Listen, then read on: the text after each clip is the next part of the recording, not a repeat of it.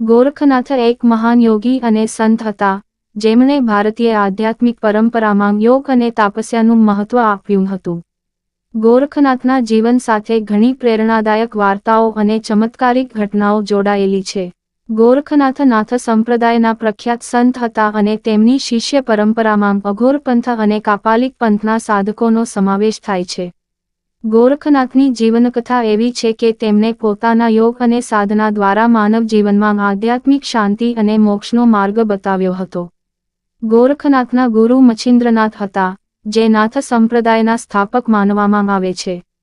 એકવાર મચ્છિન્દ્રનાથને સમાજમાંથી દૂર જવાની અને ત્યાગ જીવન જીવીને આધ્યાત્મિક શક્તિ પ્રાપ્ત કરવાની ઈચ્છા થઈ. તેમના શિષ્ય ગોરખનાથે આ સ્થિતિ જોઈ અને તેમને સમર્થન આપ્યું.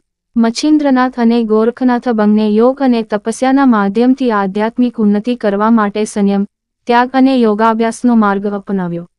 એક પ્રસંગમાં ગોરખનાથે પોતાની તપસ્યાથી ચમત્કાર દેખાડ્યો.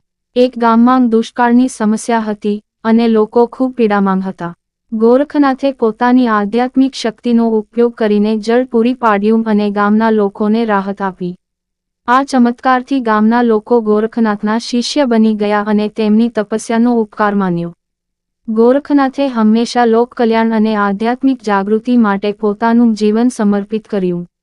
તેમણે માનવ જીવનમાં સત્ય, યોગ અને અધ્યાત્મના માર્ગ પર ચાલવા પર ભાર મૂક્યો.